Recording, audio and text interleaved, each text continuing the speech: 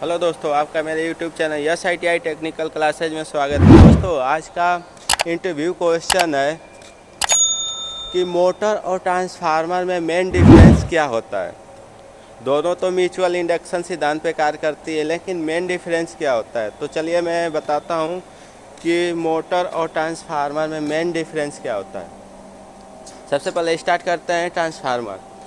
दोस्तों, ट्रांसफार्मर में दो वाइंडिंग होती है, एक प्राइमरी वाइंडिंग और एक सेकेंडरी वाइंडिंग। प्राइमरी वाइंडिंग में जब हम सप्लाई देते हैं तो उसमें फ्लक्स जनरेट होता है और उस फ्लक्स के फील्ड में सेकेंडरी वाइंडिंग आती है तो उसमें म्यूचुअल इंडक्शन द्वारा उसमें भी ईएमएफ जनरेट हो जाता है। ठीक है, सेम कंडीशन मोटर में भी यही होती है कि मोटर के स्टेटर में हम जब सप्लाई देते हैं तो उसमें रोटेटिंग मैग्नेटिक फील्ड जनरेट होती है और वो रोटेटिंग मैग्नेटिक फील्ड उसके रोटर पे फोर्स लगाती है और रोटर में भी ईएमएफ जनरेट हो जाता है। यहाँ तक तो दोनों में सेम है, दोनों के सेकेंडरी में ईएमएफ जनरेट हो जाता है।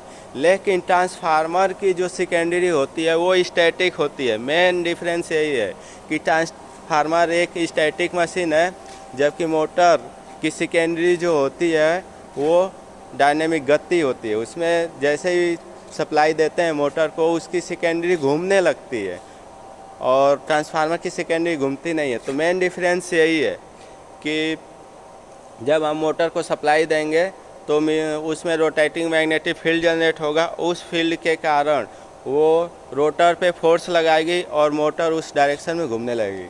लेकिन जब हम ट्रांसफार्मर के प्राइमरी को सप्लाई देंगे तो उसमें प्राइमरी में जब सप्लाई देंगे तो म्यूचुअल इंडक्शन के कारण सेकेंडरी में ईएमएफ जनरेट हो जाएगा, लेकिन सेकेंडरी स्थिर है इसलिए वो घूमता नहीं है। तो दोस्तों, आशा है आपको इससे कुछ जानकारी प्राप्त होगी। हेलो दोस्तों, आज का इंटरव्यू क्वेश्चन ये है कि मोटर क्या होती है, थ्री फेज इंडक्शन मोटर क्या होती है। तो चलिए ये देखते हैं। हमारे पास एक मोटर है, थ्री फेज इंडक्शन मोटर है, तो इसके बारे में बताते हैं कि मोटर क्या होती है। तो दोस्तों, मोटर एक ऐसी डिवाइस है जो इलेक्ट्रिकल एनर्जी को मैकेनिकल एनर्जी में चेंज करती है। यानी जब हम इसको इलेक्ट्रिकल पावर देंगे तो वो क्या करेगी, उस इलेक्ट्रिकल पावर को मैकेनिकल पावर में कन्वर्ट कर देगी और उस मैकेनिकल पावर से जो भी हमारा वर्क होगा उससे वो पूरा करेगी। तो देखिए, ये मोटर की शाफ्ट से ये क्या एक पंप यूनिट जुड़ी हुई है और वो पंप यूनिट क्या करे, इधर से वो इसमें ऑयल आ रहा है और दूसरी तरफ वो ट्रांसफ़र कर रहा है। तो ये मैकेनिकल वर्क हो गया और ये मोटर है, इसको इलेक्ट्रिकल ये सप्लाई दी गई है।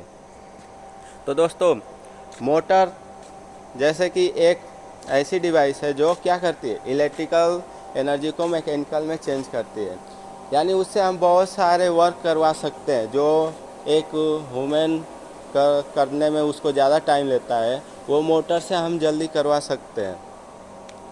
तो कोई भी बड़ा अगर वर्क कर रहे हैं तो उसमें बहुत सारी मोटर लगी होती हैं। जैसे प्लांट हुआ, प्लांट में बहुत सारी मशीनें होती है, उन मशीनों से मैकेनिकल काम करवाने के लिए मोटर की आवश्यकता पड़ती है। ठीक है, तो थ्री फेज मोटर एक ऐसी डिवाइस है, जब हम उसके स्टेटर को थ्री फेज सप्लाई देते हैं तो वो क्या करती है कि रोटेटिंग मैग्नेटिक फील्ड जनरेट करती है और उस रोटेटिंग मैग्नेटिक फील्ड क्या करेगी कि उसके रोटर पे फोर्स लगाएगी और रोटर उसका घूमने लगेगा। तो रोटर में एक जो होता है वो एक शाफ्ट पे लगा होता है और वो शाफ्ट भी रोटर के घूमने से शाफ्ट भी घूमने लगेगा और शाफ्ट से हमारा लोड कनेक्ट होगा और वो लोड वर्क करने लगेगा।